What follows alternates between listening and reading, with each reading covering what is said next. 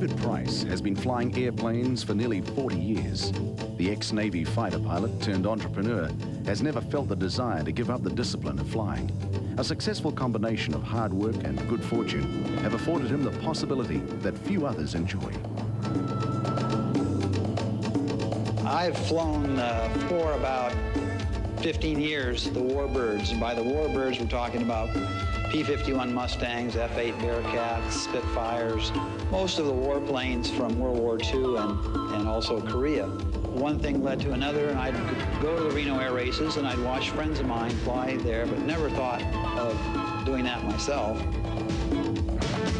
Reno, Nevada, host of one of the most successful air shows in the country and the dominant showcase for pylon racing, a discipline whereby multiple aircraft share airspace while trying to negotiate a set course. Speeds approach 500 miles per hour, while altitudes dip to 50 feet off the ground. Like many visitors to Reno, David Price caught the bug.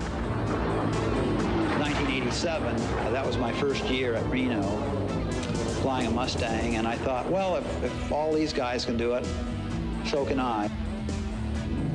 I was doing amazingly well, and I kept doing well in races and moving up in divisions and all that sort of stuff, and I thought, these test pilots, these veteran race pilots, these career pilots, they weren't as good as I thought they were. One day prior to his first race, David received advice from friend and fellow pilot Bill DeStefani regarding one particular danger: engine outs. The two biggest things that I worry about and give me opportunity to be apprehensive or fearful. I mean, it's the kind of sport where you never admit that you're afraid. I mean, that's uncool. So let's call it apprehension. And one would be mid-air collision, of which there have been some. And more prevalent would be an engine failure, especially a catastrophic failure where oil is all over the windshield or you're on fire. Because you're running the engines at such high power that they're always within this much of blowing up. And as fate would have it, the very next day I have the engine failure in exactly the place where he said is the worst place to have it. You know, and I thought, this can't be happening to me. Unbelievable. 39 Mayday, gentlemen. With the Mayday, say your number. And 14.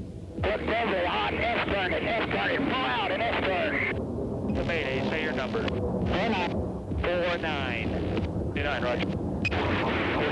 And you've got to take it. When I say ground loop, push. So I was a little concerned, to understate it, and wanted to put the airplane down quickly, which was the drill before something else happened. And I was going too fast, like 50 or 100 miles an hour too fast as I touched down. Couldn't stop it, went off the end of the runway, tumbled all around, and I was lucky not to be killed. And it made me realize it's a sport you've got to really prepare for, practice. So we do that. We go out to the desert and practice engine outs and passing and low level and just getting used to doing things much more quickly, because as you said, going 400 miles an hour or more, things are happening very quickly. You've got 9 airplanes in a row. All these people are doing different things. And you also have to watch your engine instruments, make sure there's no bad trend developing. Oil pressure, temperatures, because you need to be alert to that in case something is about to happen, so you can predict it. Even though these pilots put in hours of practice time in hopes of avoiding potentially dangerous situations, a certain caution versus aggression battle constantly strains this hope. Now, you're racing around, you're 50 feet off the deck, going 400, sometimes almost 500 miles an hour. And it's very difficult to figure out where is everybody else, because somebody could be below you and you can't see them. Somebody could be here, right on top of you, you can't see them. And so you have to be daring and aggressive in order to win, but on the other hand, you also have to be careful in flying, so it's an odd mixture. There are rules about passing, for example. Supposedly, you're supposed to have in sight the person you're passing all the time. That's the rule. In practice, when you see an opening and you're all excited, and as I told you, the adrenaline in your eyes are this big, I mean, you go for it. For wife Dallas, who finds plenty of time to push her own envelope of adventure, climbing some of the world's tallest mountains and bungee jumping our famed Skipper's Bridge, David's thirst for thrill is an acceptable one. Because I fly myself and have flown an air race, but a distance race rather than a pylon race like David flies, I understand the excitement and why he likes to do that. And for David Price, whose career achievements read like the pages of a Robert Ludlum novel, how does Reno stack up?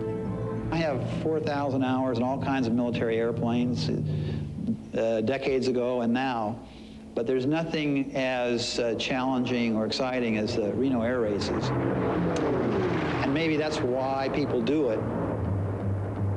Yeah, flying high with Matthew on the Edge. That's it for tonight. We hope you had a good time. We sure did, and we'd love you to join us next week. Good night. 5.